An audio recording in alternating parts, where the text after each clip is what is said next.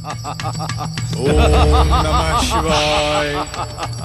ओम नमः शिवाय। मैं दैत्यराज मूक अपनी विध्वंसक और विनाशक सिद्ध शक्तियों से इस संसार से भक्ति, आराधना, तपस्या और पूजा पाठ की हर परंपरा को सदा सदा के लिए समाप्त कर देने की घोषणा करता हूं।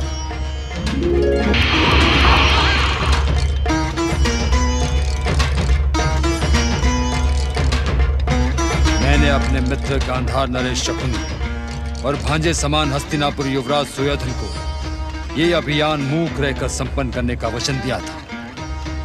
पांडु पुत्रों का अंत ही मेरे मूक अभियान को संपन्न करेगा।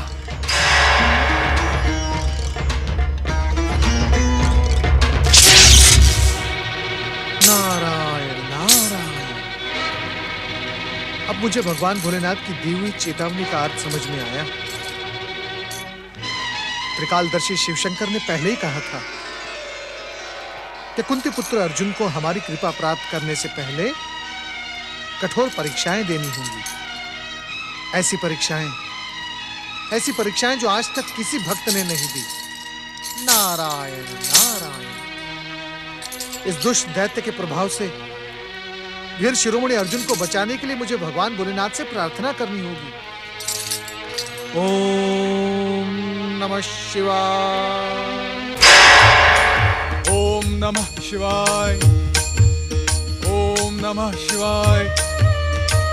ओम नमः शिवाय। ओम नमः शिवाय।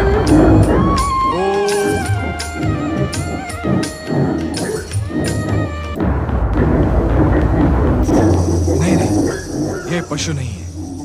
पशु कभी भी अकारण आक्रमण नहीं करते। फिर कौन है ये? कहां से आ रहा है? किसने भेजा है इसे? ये तो मेरे अनिष्ट की योजना बनाकर ही मेरी ओर आ रहा है। शास्त्रों में लिखा है, जिसे देखने से मन प्रसन्न हो जाए वह मित्र, और जिसे देखकर मन व्याकुल हो जाए वह शत्रु। ये निश्चित ही मेरा शत्रु है।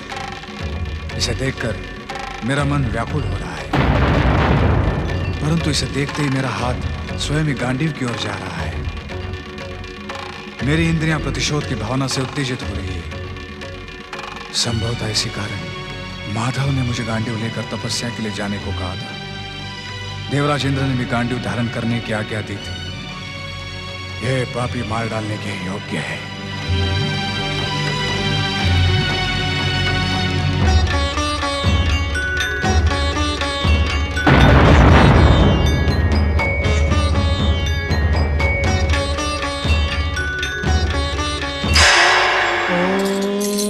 नमः शिवाय। अरे भोलेनाथ कहाँ है? नारायण नारायण। और आज तो शिवगण भी नहीं दिखाई पड़ रहे हैं। शिवगण तो कैलाश का त्याग कभी नहीं करते। भोलेनाथ की सेवा में सदा तत्पर रहते हैं। शिव शिव शिव शिव शिव शिव शिव। अब मैं कुंती पुत्र महात्मा अर्जुन की सहायता कैसे करूंगा? नारायण नारायण। भोलेनाथ भोलेनाथ, आपका ये भक्त नारद संकट में है। भोलेनाथ मेरी रक्षा करें। भोलेनाथ कहाँ हैं आप?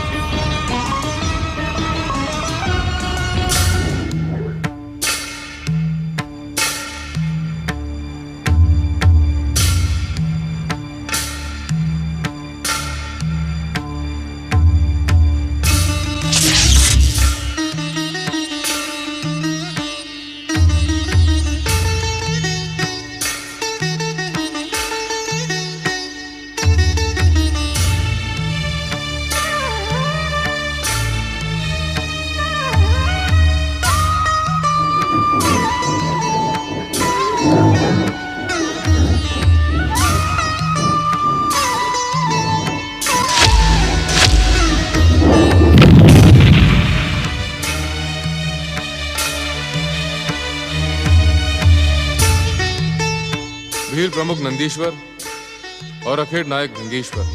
आज्ञा भीलराज। अखेट संपन्न हुआ, हम जंगली शुगर को मारने में सफल हुए। तुम जाओ, हमारे बाण और आखेट को उठा कर ले आओ। जो आज्ञा भीलराज।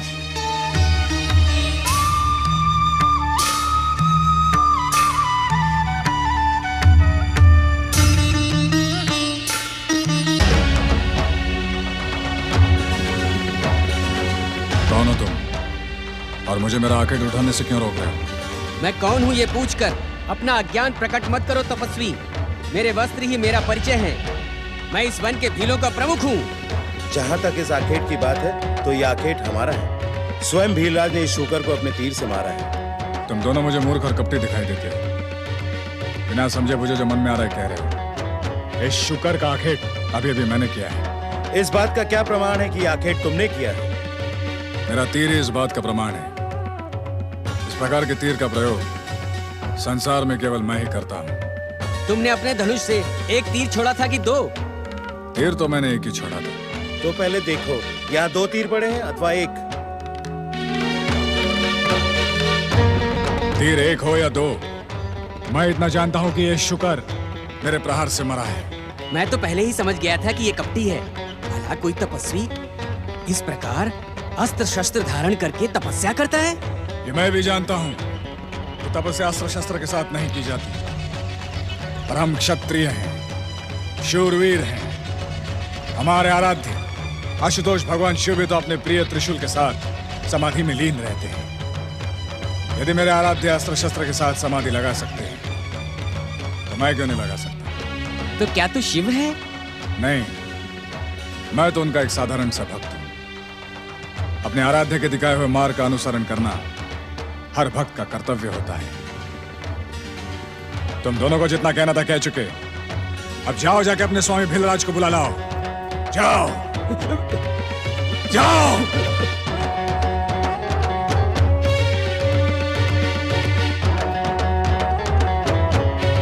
भीलराज, ये तपस्वी आपकी आखेट को अपना आखेट कहने की भूल कर रहा है। तपस्वी के साथ साथ ये एक शूरवीर भी दिखाई दे रहा है। यदि ये केवल एक शूरवीर होता तो हम इसे बिना कुछ कहे ही दंडित करते, परंतु ये एक तपस्वी भी है, इसलिए इस पर प्रहार करने से पहले हम इसे सावधान कर देना अपना कर्तव्य समझते हैं। दूत, आज्ञा भीलराज। हम प्रहार के लिए इस पर शस्त्र उठाएं, उससे पहले जाकर इसे सावधान कर दें।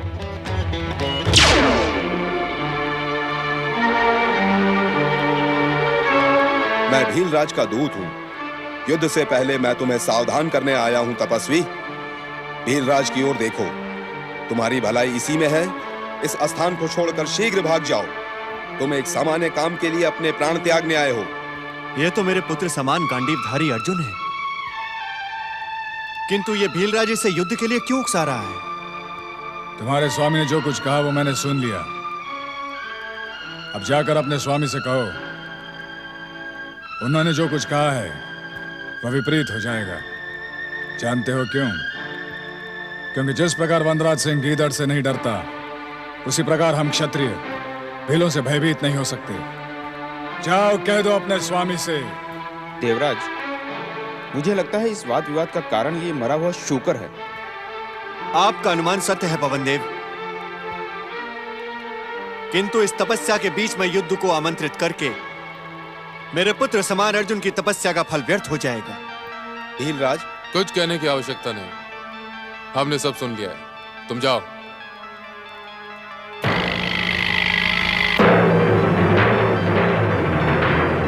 मुझे इस भीलराज को स्वयं जाकर रोकना होगा। रोकना ही नहीं, अपितु दंडित भी करना होगा। ठहरे देवराज इंद्र, ठहरे। इस समय आपका पृथ्वी पर जाना अनुचित है। नहीं देवर्षि, इस समय मुझे आपका रोकना अनुचित लग रहा है। मैं एक तपस्वी की सहायता करने जा रहा हूं। हर हर महादेव। देवराज इंद्र, विचार तो बड़ा उत्तम है, परंतु जाने से पूर्व इतना अवश्य देख लें कि आपके पुत्र के समान अर्जुन के साथ युद्ध करने वाला भीलराज उसके साथ द्वंद्व युद्ध करने जा रहा है अथवा अपने साथी भीलों के साथ उस पर आक्रमण। अर्थात ये देवराज इंद्र, यदि अर्जुन और भीलराज के मध्य द्वंद्व युद्ध होने जा रहा है तो आपके हस्तक्षेप का कोई स्थान नहीं रहता। जब दो व्यक्तियों के बीच द्वंद्व युद्ध लड़ा जा रहा हो तो तीसरे व्यक्ति की उपस्थिति स्वीकृत नहीं होती।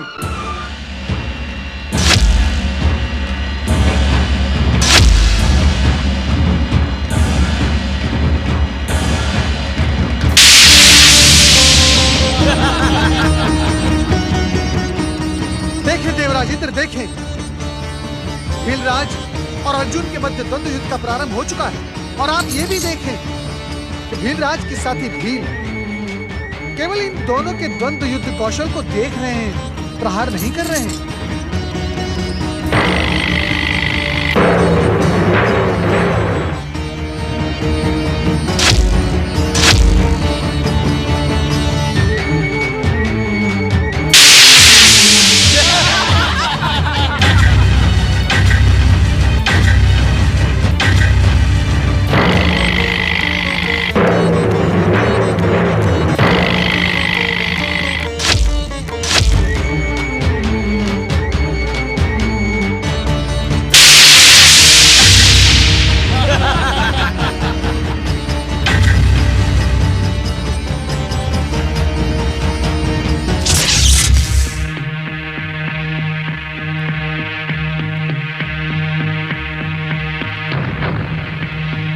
हे धनुर्धारी, तेरे सारे बाण तो व्यर्थ चले गए।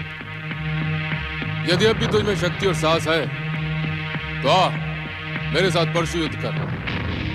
मुझे आपकी चुनौती स्वीकार है।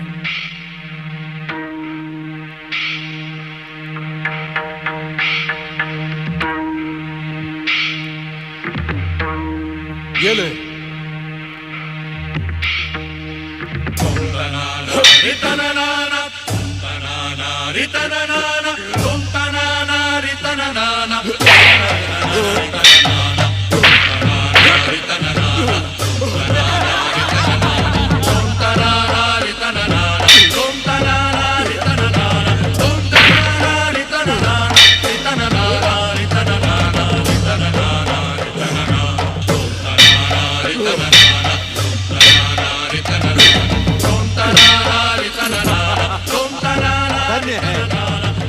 धन्य है कुंती पुत्र अर्जुन का पराक्रम।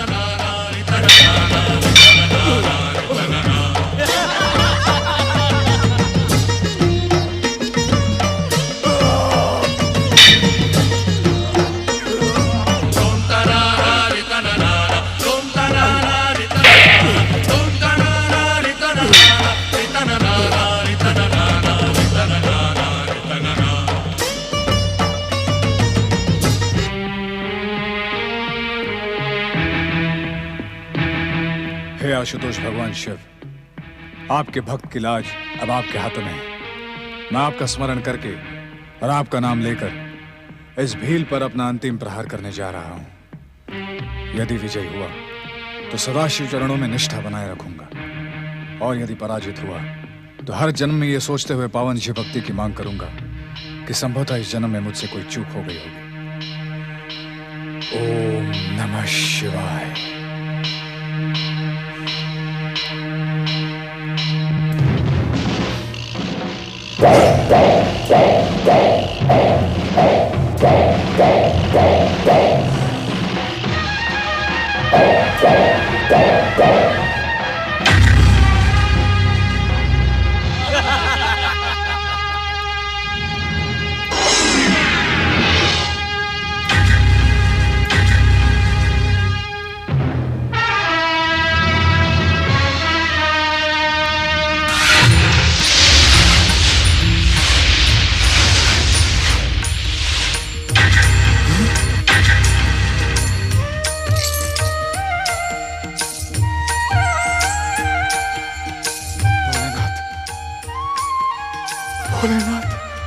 भगवान भोलेनाथ की जय।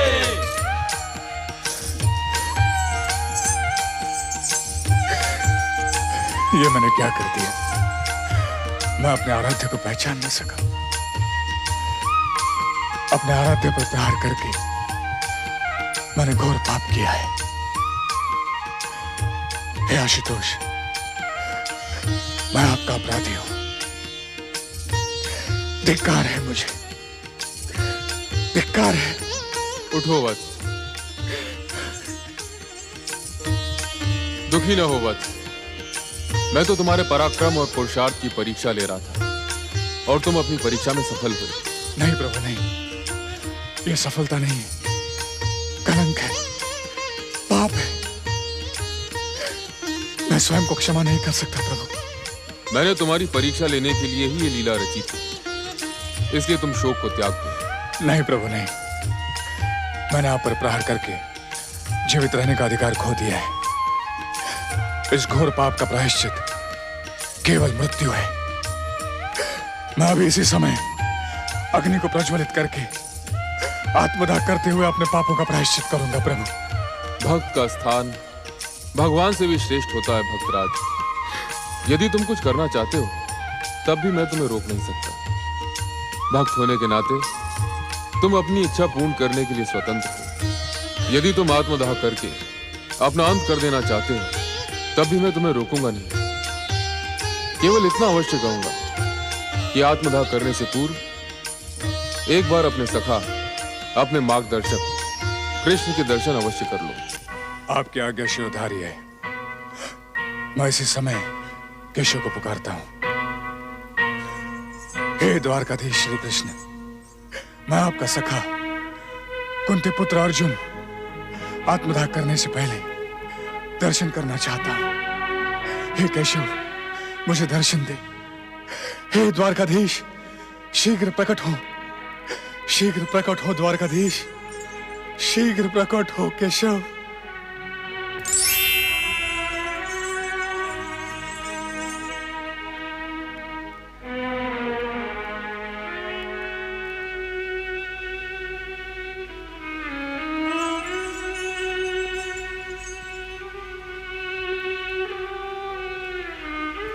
पार्थ, किन विचारों में खोए हो? तुम्हारा निर्णय उचित है। आराध्य पर प्रहार करके तुम्हें जीवित रहने का कोई अधिकार नहीं। पार्थ, वीरों के समान इस चिता में प्रवेश करके अपने पापों का प्रायश्चित करो।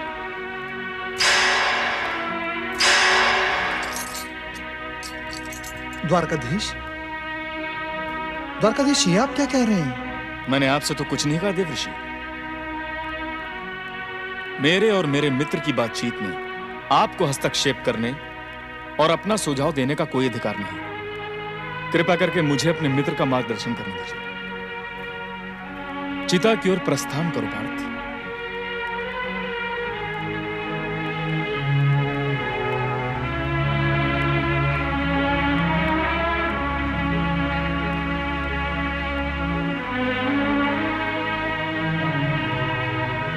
मैं कुंती पुत्र अर्जुन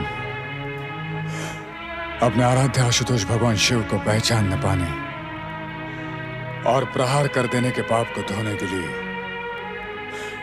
आत्मदाह कर रहा हूं।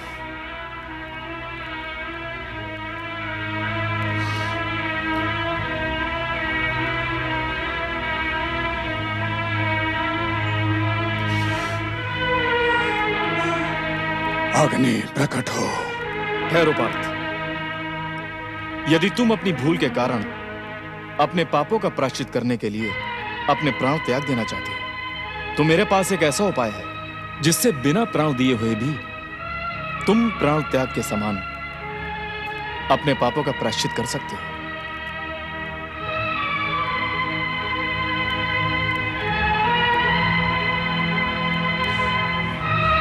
ये आप क्या कह रहे हैं केशव?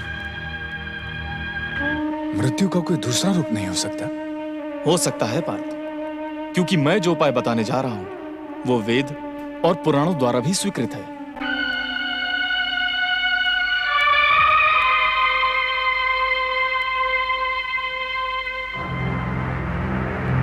पार्थ, किंतु पहले तुम्हें मुझे यह विश्वास दिलाना होगा कि तुम मेरे बताए हुए उपाय का पालन करोगे। बिना सुने मैं कैसे विश्वास दिला सकता हूं केशव?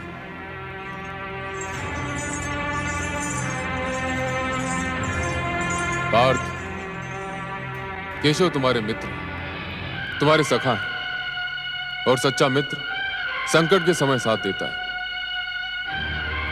केशव इस समय तुम्हें जो भी उपाय बताएंगे वो तुम्हारे लिए, तुम्हारे कुल परिवार के लिए एवं समस्त पृथ्वी लोक के लिए कल्याणकारी होगा। इसलिए केशव को वचन दो। मैं आपको वचन देता हूं केशव,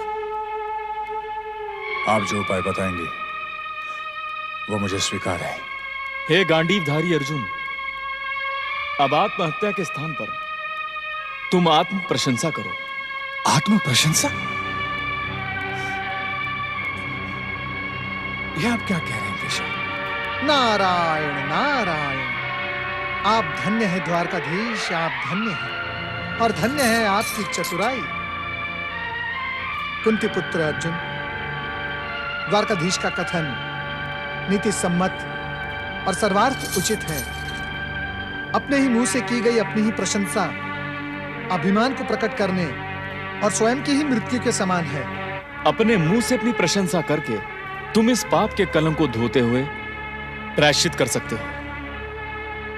अब सोच विचार ना करो मित्र, इसी चिता पर खड़े रहकर अपनी आत्म प्रशंसा करके अपने पापों का प्रायश्चित करो।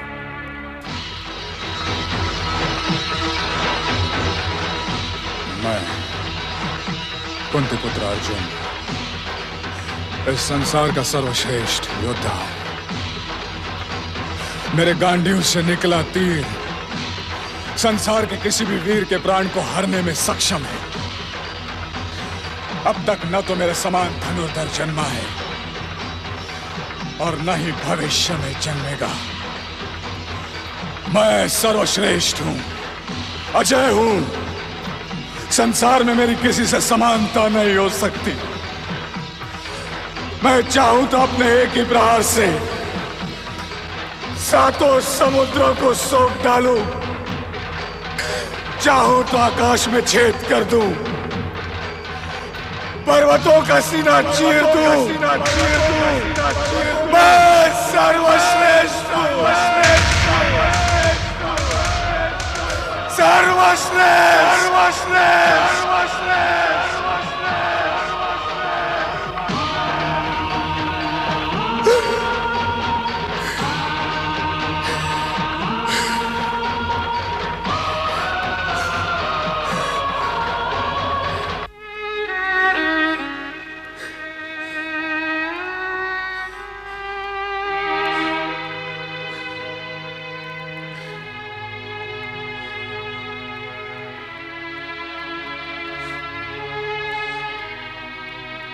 पार्थ, द्वारकाधीश श्री कृष्ण की चतुराई से तुम्हारा दूसरा जन्म हुआ है।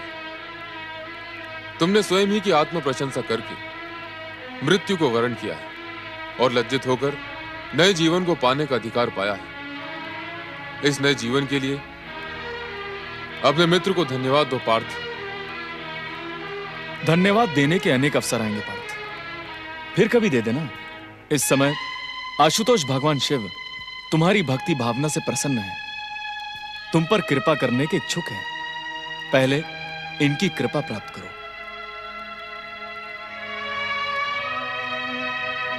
कुंती पुत्र अर्जुन, तुमने जिस मनोकामना से पंचाक्षरी मंत्र से हमारी आराधना की है, हम उसे भली भांति जानते हैं। हम तुम्हारे और तुम्हारे परिवार के दुखों का विनाश करने का वरदान भी देते हैं। हम तुम्हारी वीरता से भी प्रभावित हुए हैं, इसी कारण हम तुम्हें अपना पाशुपत अस्त्र प्रदान करते हैं।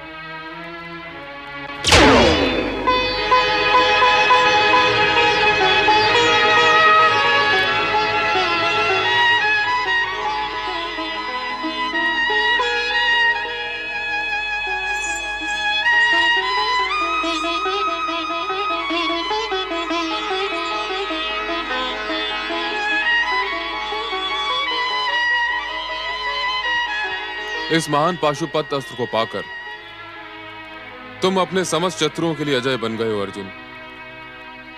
यदि तुम्हारी कोई और इच्छा शेष रह गई हो तो हमसे कहो, हम उसे अवश्य पूर्ण करेंगे। प्रभु, मैं आपकी कृपा के योग्य नहीं। आपने कृपा करके मेरा मान बढ़ाया है। मैं केवल इतना निवेदन करना चाहता हूं कि इन चरणों में मेरी भक्ति सदा बनी रहे। मुझे मेरी अटल भक्ति के प्रतीक रूप में आपका एक शिवलिंग प्राप्त हो। जो केवल दर्शन मात्र से अनंत कालों तक शिव भक्तों की मनोकामना पूर्ण करता रहे। तथास्तु।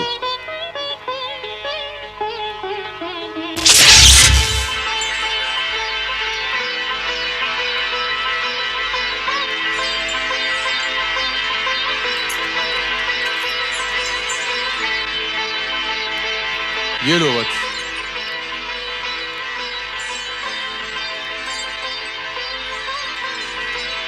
तुम्हारा कल्याण हो।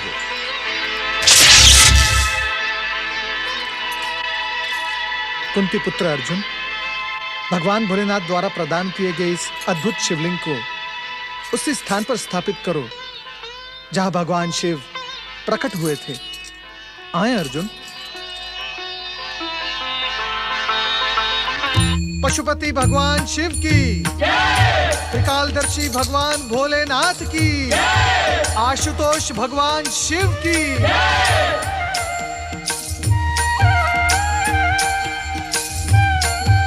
अर्जुन, तुमने अपने संकल्प और निश्चय को सफल किया।